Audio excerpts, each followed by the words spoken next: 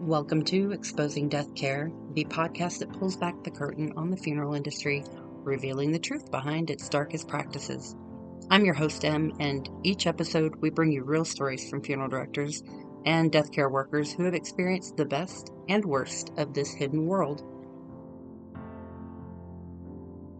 Listener discretion is advised. The stories shared in this podcast are presented anonymously to protect the privacy of the individuals involved. Thank you for listening, and we hope that by sharing these stories, we can work together to improve the funeral industry for everyone involved.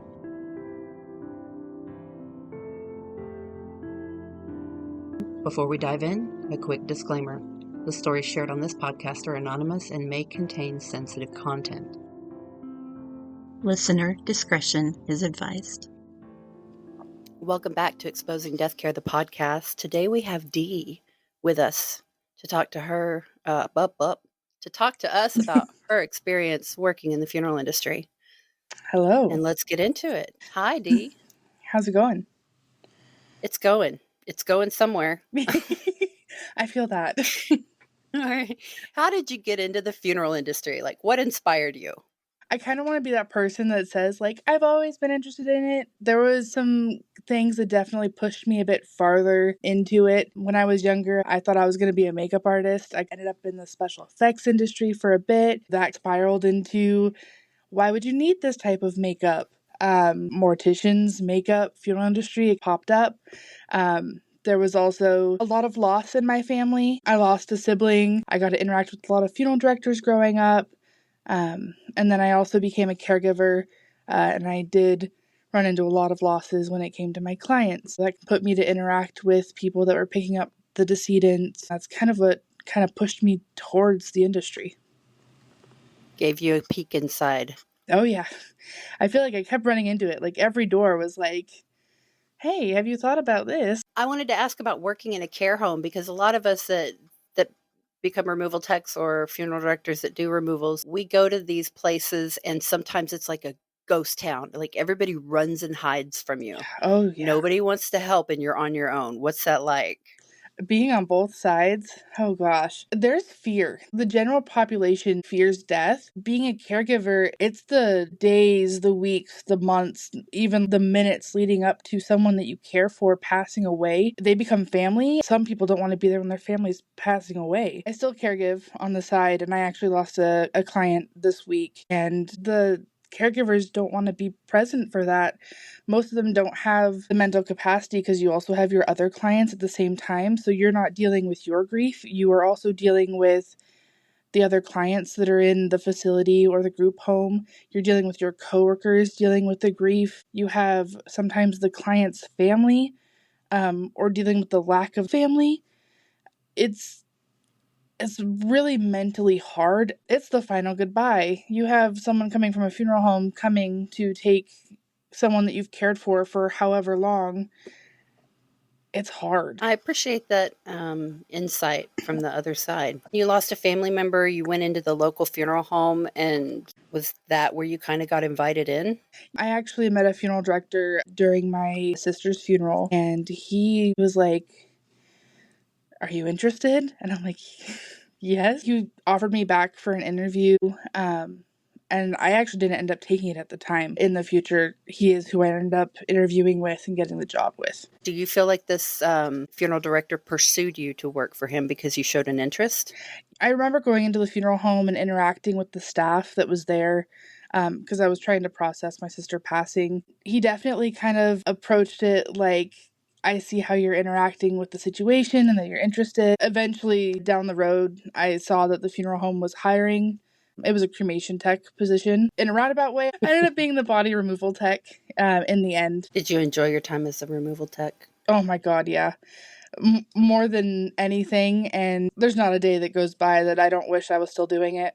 There's really not. How long did you work as a removal tech for that funeral home, and how much were you getting paid? I was there about a year and a half. I left in 2023. I got hired as a body removal technician. I refuse to call myself that. I call myself a funeral tech. I made $15 an hour, minimum wage for my area. $5 under median pay. The position I originally applied for, which was the cremation tech, was making $17.50. Still not livable in any aspect. Tell us your story. Why are you on our podcast today? My story is very short compared to a lot of people in the industry. Like I said, I know I'm meant to be in the funeral industry. My experience, it was discrimination, it was disappointment, it was pain both physically and mentally. First big experience was sexism, but it's not anything that I noticed when it was happening because I was so excited. Like, I had this opportunity. I dress up for an interview, things that my parents taught me that you would wear during an interview type deal. The owner, I'll call him Mr. J, greeted me, and the very first thing this man did was take me down to the cremation room, and he completely exposed a decedent to me, like head to toe. He was in line to be cremated, I believe. And I remember him looking at me, watching my face to see if I reacted. I would notice him looking at what I was wearing, and he made comments along the lines of, "You look nice," multiple times in this very tiny interview. Like, the interview quite literally was exposing the decedent to me, talking about my outfit, and then, "I'll call you back." That was it. 3 days later, Mr. J called me, and he said that he hired for the cremation position, but his body removal technician had quit like a couple hours before he called me and he wanted someone. I said yes. Didn't tell me until after I said yes that it was $1 less than the cremation position.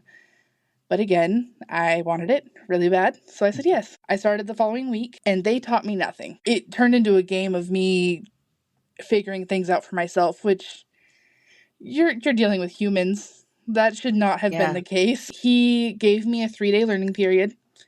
And that's literally what it sounds like. It was 3 days that he offered to teach me. And it wasn't even him. I want to talk about the people that were there. We had Mr. J. He was the owner. We had Mr. S. He was basically a manager. They all called him a funeral director, but he was Mr. J's right-hand man. They were an extension of each other. Some of the worst people I've met in my life. We had another funeral director. I didn't interact with him much. He quite literally refused to look and talk to me my entire time there. We had 2 female funeral directors. We had the front desk ladies, as Mr. J called them. And then the cremation tech was a 18-year-old, still in high school, female. I have tried to get her on this podcast. She said no, but the things that she went I don't through. blame her with all the trash talking in Facebook. I would be scared too. I have no doubt that if for whatever reason Mr. J or especially Mr. S finds out I'm doing this, I'm sure they'll track me down. They're those types of people. I have no doubt in my mind. Oh yeah, they're very. Those kinds of funeral directors are very litigious. That's why I'm so glad this is anonymous. I really have no doubt that they're going to come after me. And we have changed everybody's initials, so nobody knows. I love it. I love it. But the main people that I'm going to talk about a lot here is A, who's the cremation tech, and B, which was one of the funeral directors. B, she was a funeral director, a very kind soul. They tore her to the fact that she is not even close to this industry, will probably never be in this industry, and genuinely was one of those people that we needed in the industry.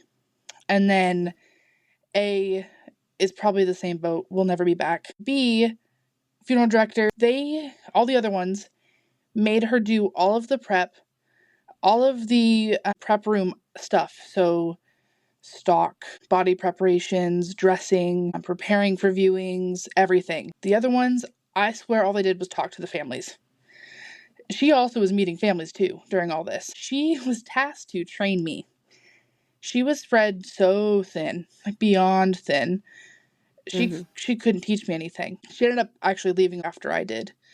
The very first day, we did some calls together. During that time, they did not lighten her workload at all. So what I was learning from was an extremely overrun, tired funeral director that was also expected to be a funeral tech at the exact same time. I wasn't really told how to move bodies. I wasn't told which tasks I was to be completing, how to talk to families, which is very important. The 3 days I had with her, there was times she would fall asleep in the passenger seat on the way to pick up decedents. Yeah. It was pretty bad. In my very first week, I had a week of trying to figure things out. And then it was, okay, so you're the funeral tech. You're also going to be maintenance. You're going to be the cleaner. You're going to do the files. You're also going to be the prep room assistant. You're going to randomly be night shift on call, even though we had an entire crew. I had to stock and clean. I was a funeral attendant. I was a personal assistant to all the directors, all the front desk ladies. It was it was intense. You weren't given any kinds of a heads up that you were going to be taking on all these roles when you interviewed for a $15 an hour position. Yeah, no, it was quite literally like, oh, you're going to meet with families and take the decedent to the funeral home. Their exact They told words. you exactly what you wanted to hear. They told me I would bag and tag them. That was their exact sentence. They would use a lot. I really don't like it. And then I would go home at the end of my shift, a 9 to 5. It was more like a 9 to 10, and it's so illegal. On-call overnights. I worked for free a lot. A normal day for me wouldn't end at 5. It was supposed to be. My normal day, I love this. I heard someone else talking about morning meetings on the podcast. I was to clock in at 9 a.m. and be at the morning meeting by 9:15. If I was late at all, even by a minute, Mr. J or Mr. S would raise their voice at me like I was a child, like they were my parents. Before the meeting even happened, I had to double check all of night shift's work. I had to use the leaf blower and clean the entire perimeter of the funeral home. On multiple occasions, this meant cleaning up human feces by the homeless population or things like flowers and whatnot that was left outside by families. I had to prep the room for their meeting. And any additional tasks they wanted, including sometimes getting them coffee. I'm going to guess that they didn't allow you to clock in or show up before 9 o'clock. Am I right? Nope. I actually got written up for being 4 minutes early one day. Yeah. Very unreal expectations for 15 minutes of time. It reminds me of my father yelling at me because I didn't do my chores. This is a work environment. Brand new into the industry. Oh yeah. Then if I got a call before the meeting, it was the most confusing thing because they didn't want me to miss the morning meetings, but they didn't want me to make calls wait. So if I decided to prioritize the call over the meeting, I got asked to go to the office. If I did vice versa, I got talked to and written up. Jeez. Yeah, it was unreal. You're telling me this stuff and I've heard it from so many other people before, like in my inbox. They're telling me these horrible things. And it all comes down to the same thing: low pay, high expectations, non-truthfulness, just to get people into the role. And that's why they can't keep people in those positions, is because the expectations are set a certain way and definitely not communicated until after the person's already on payroll. I still watch Indeed for funeral stuff locally, and I kid you not, every other month they are hiring for that position. Jeez. Yeah. What were some other tasks that they'd have you do between picking up death calls? They would have me constantly reorganize the cooler with decedents, which on multiple occasions we had A, too many, B, we had decedents in there past the legal limit. I was literally just told to play human shuffle. Human Tetris. It was so bad. And they're like on scaffolding things, and night shift didn't bag certain people correctly, and leaks. Oh my, yeah, the body fluids everywhere. I would have to pull out all the decedents, and I would have to scrub the floor and put them all back. But if I got a call, I had to drop everything and do the call. Everyone had to be in the cooler. That reminds me of a situation I've been wanting to talk about. It's a budget crematory that I worked for at one point in my career. The cooler, again, not enough room. They would stack 2 decedents per shelf. At one point, a decedent was pushed off the shelf into the corner. So they were upright, but, kind of slunched in the corner, head down, head first on the floor. Thank God it was a direct cremation, because there would have been no way to fix that coloring. Yeah. And at one point, they had a decedent in residence for over a year. Over a yeah, year. He was yeah. turning into soup. There was someone in the cooler when I started. How long were they there? Just over a year. A year and 2 months. Yeah. The state I'm in, I Yeah, that's the believe hardest.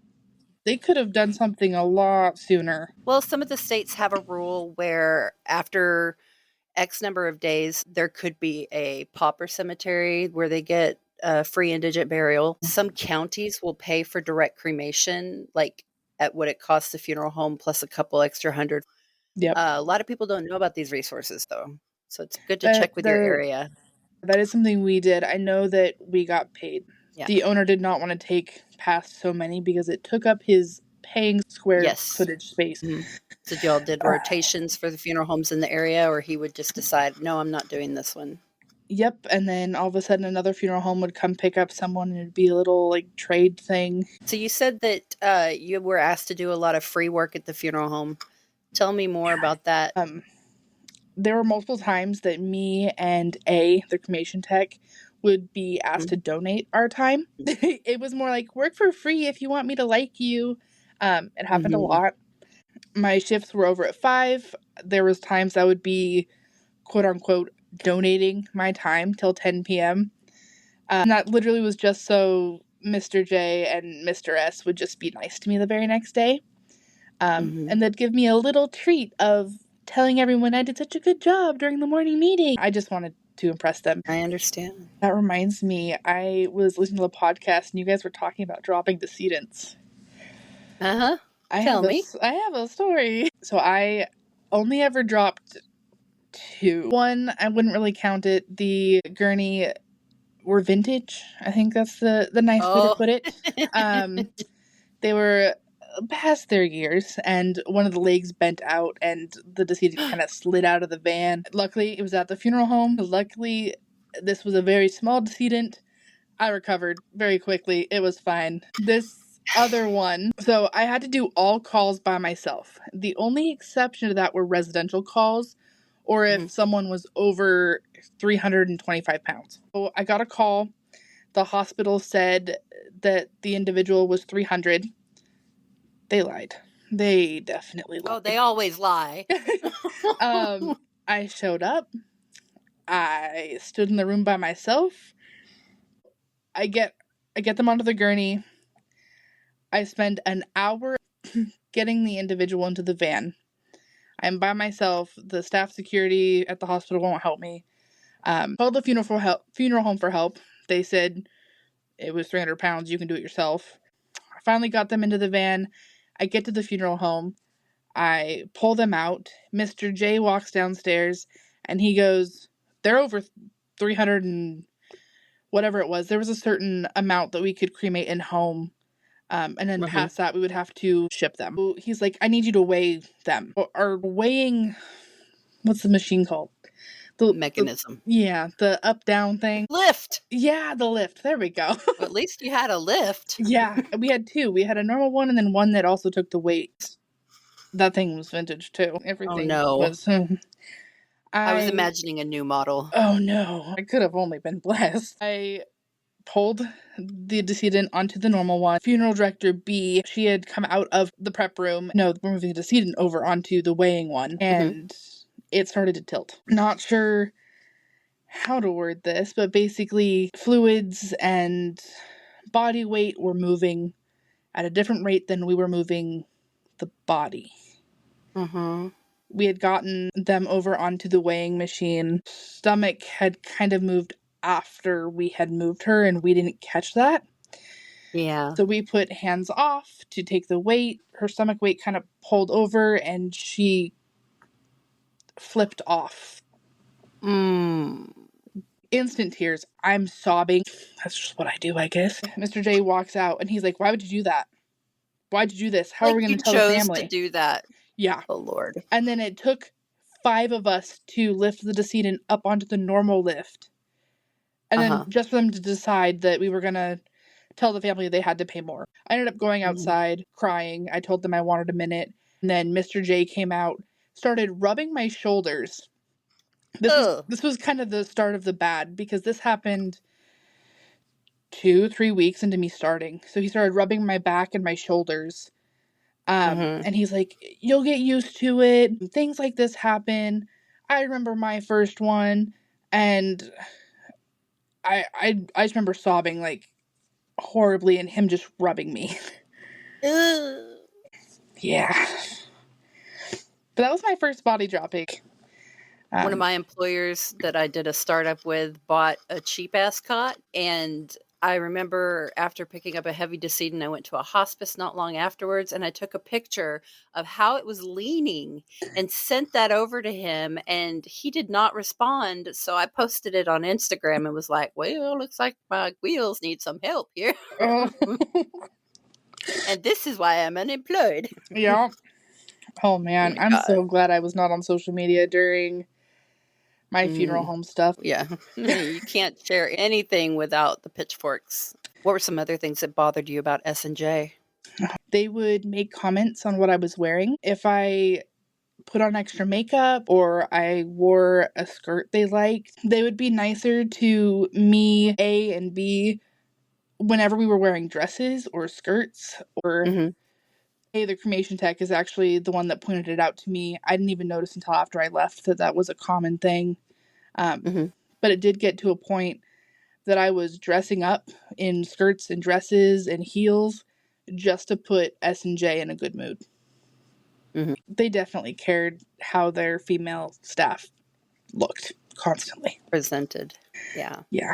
And I can understand that to a degree, but if you are working back of house, you're getting sweaty and dirty, dressing decedents, embalming, prepping, bathing.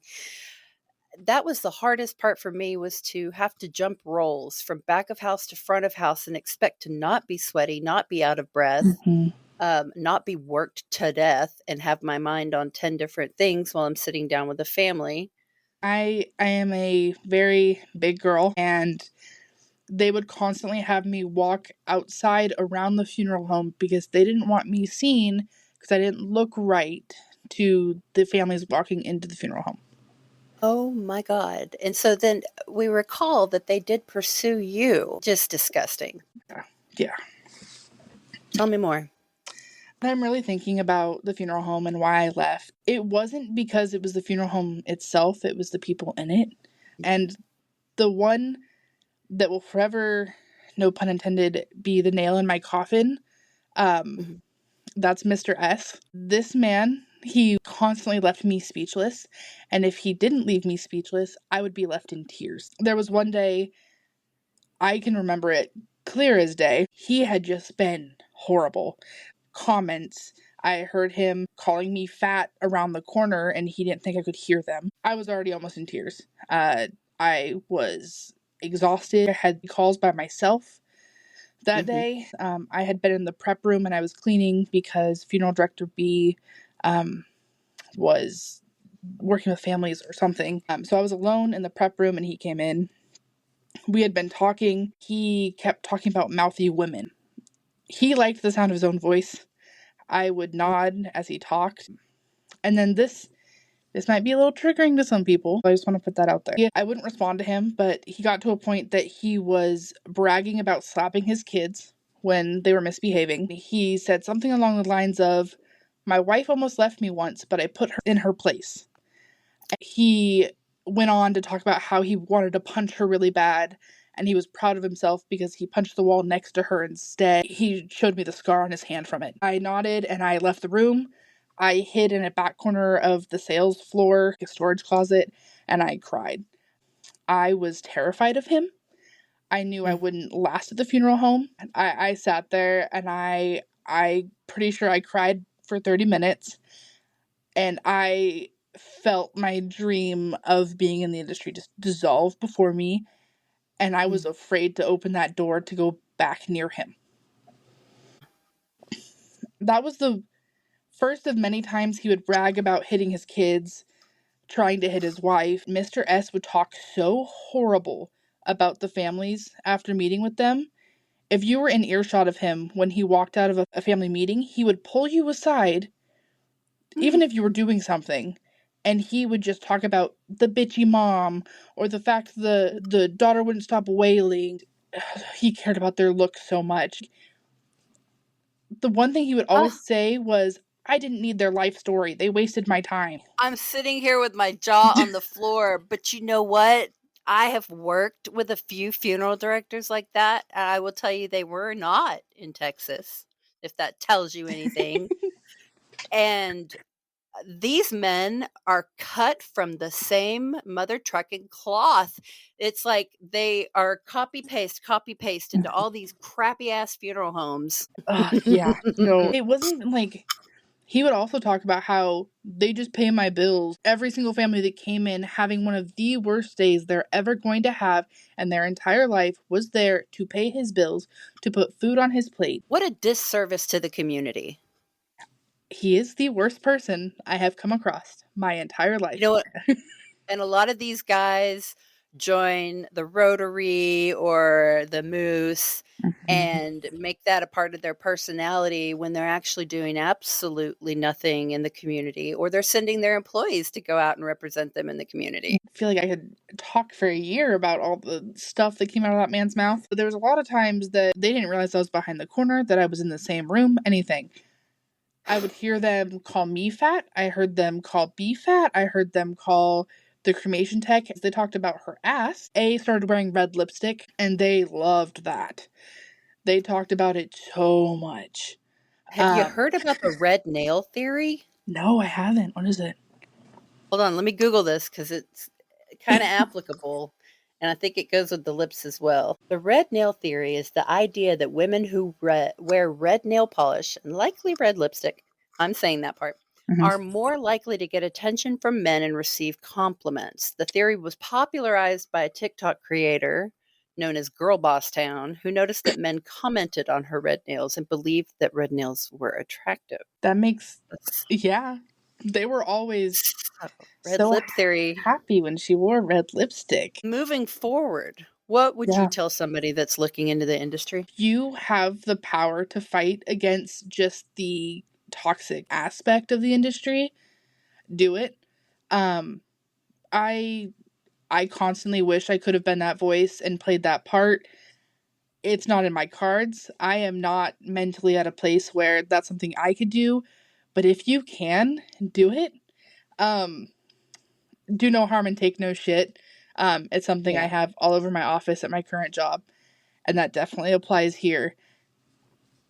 I would love to see strong people changing the industry and putting it where it needs to be, because my experience should happen to literally no one. It shouldn't be a thing at all. Like, this is it's fucking 2024. We do not need sexism, the disrespect, and just low pay, unrealistic expectations. Yeah. The lack of therapy, the lack of support. Yeah, I hear you. Yeah, if you have the power, do it. It'll be worth it, I'm sure. But just don't get stuck with a bad person or a bad funeral home. You can always leave. Yeah. Because enough of us out there understand, oh yeah, that funeral home, no. That is one thing, that's something that I'm struggling with currently. Mr. J has connections, and he told the only other funeral home locally not to hire me. That is a common occurrence as well. Yep. It's happened to me too, so you're right along with the best of us. Well, let's end this on a high note. What is one positive story that you have to share with those thinking about going into the industry or those already in it?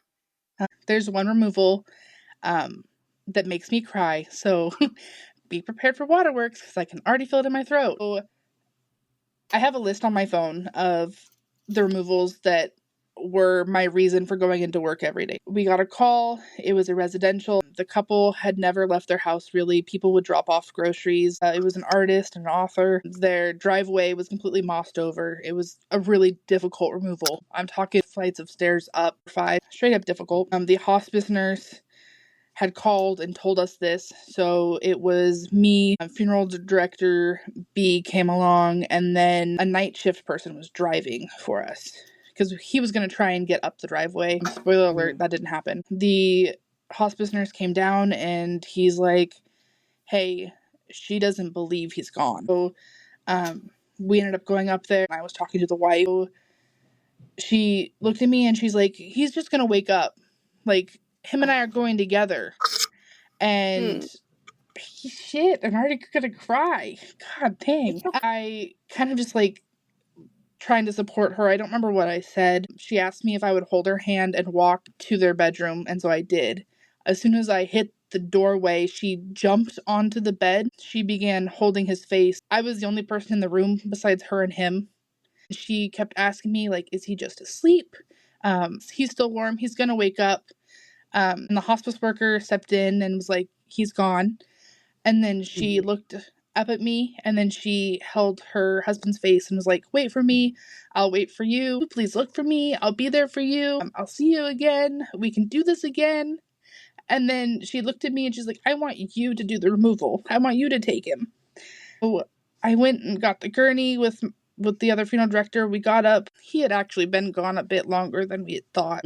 So it was a rough removal. I'm going to guess that hospice had scheduled days to come in, and he had probably been released for a few. My guess is she laid with him for a day or two.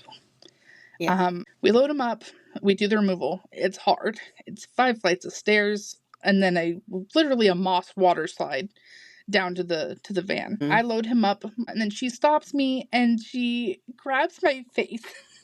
And she looks at me and she's like, I'm glad it was you. It's like, I actually have direct quotes in my phone, and it's, he would be proud to know it was you, a woman, a soft, delicate, and strong woman. And sorry. It's okay.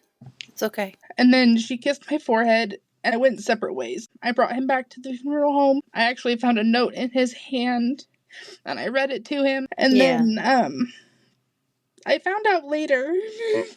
Sorry, this is the part that pisses me off. And I don't really talk about it. I don't think I've told anyone, but I tell this story. I found out a week later that she had asked Mr. S for me to sit in and be a part of her arrangements because she was alone. He told her no. She left me a note that Mr. S had actually thrown away, but the funeral director pulled it out and gave it to me. I really hope she's doing well. She changed me a lot. The experience changed me. That's my one positive story. It was just how some people can be in some of the hardest times. And like stories like that is why I want to go back. Yeah, it was a beautiful story, and I thank you for sharing that with us. Yeah, I'm crying like a baby though. Oh my God. No, this shows that you have a place in funeral care or end of life care. This shows that you're a genuine person. They're not like us. They're not like us. They're not like us. All the good people, they run them out, they burn them out, they treat them like shit. Yeah. Yeah. And then they wonder, pathetic. You did an amazing thing for that woman as well. She left markings on your heart. You no doubt left markings on hers. And I wish you were in a position to get her address and mail her a card. I have thought about that over and over and over again. It's really hard. It's a hard line to cross. I've looked up clients on Facebook before. One in particular I remember was a pregnant woman lost her husband in a motorcycle accident. And it was several months after his services that I looked her up on Facebook because I just wanted to know if she had her beautiful baby. And she did. And the way they incorporated her deceased husband and the daddy into those years of that baby's life. The death industry will never not exist. And there will never be a lack of clients. We just have to hope that the right people are there to take care of them. That's all I want. If there's not a change in the industry, I'm afraid for when it's my time. Yeah. Oh, yeah. I'm already afraid of when it's my time, especially in the county that I'm in right now. Ooh, I don't need to die in this county. I want to thank you so much, Dee, for being on our show today and sharing your very important stories with our audience. I really appreciate the opportunity, and I have looked up to you for a very long time, so it's kind of an honor to be involved in one of your projects. Oh, thank you. Thank you. I do appreciate folks like you that still give me encouragement because, man, it's rough out there. Yeah, it is. Thank you for tuning in to an episode of Exposing Deathcare, the podcast. I truly appreciate your support and the courage of those who have shared their stories with us. If you or someone you know has a story to share, we encourage you to reach out. Your anonymousness will be protected, and your story could help prevent further harm. You can leave comments, ask questions, or provide feedback on our social medias, Exposing Deathcare, or email exposingdeathcare@gmail.com. Podcast music by Enlia.